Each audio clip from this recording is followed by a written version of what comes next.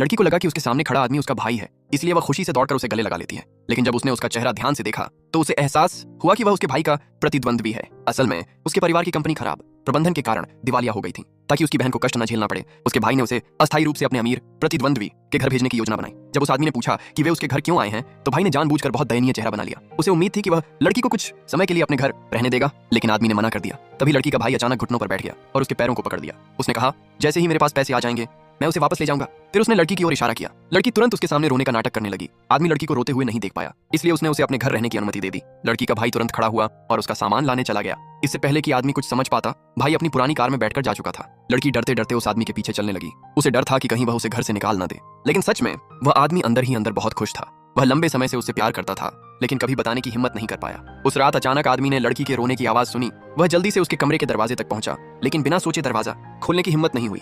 इसलिए उसने लड़की के भाई को मैसेज किया और पूछा क्या करे। भाई ने जवाब दिया, तुरंत अंदर जाओ और उसे सांत्वना दो। वह दरवाजा खटखटाता है। लड़की उसे देखकर चौंक जाती है। असल में वह रो रही थी, क्योंकि टीवी ड्रामा का सीन बहुत भावुक था। उसे लगा कि उसके रोने से आदमी परेशान हो गया है, इसलिए उसने जल्दी से माफी मांग ली। आदमी ने कहा, तुम मेरे घर में आराम से रह सकती हो और रोने की जरूरत नहीं है। यह सुनकर लड़की को एहसास हुआ कि वह आदमी उतना ठंडा नहीं है जितना दिखता है। लड़की को खुश रखने के लिए उस आदमी ने उसके लिए कई महंगे कस्टम कपड़े तैयार करवा दिए। इतने सारे सुंदर कपड़े देखकर लड़की बहुत खुश हो गई। उसे लगा कि वह आदमी बहुत अच्छा इंसान है। फिर उसने उसे एक बैंक कार्ड दिया जिसमें 10 लाख डॉलर थे। उसने कहा, यह तुम्हारे जेब खर्च के लिए है।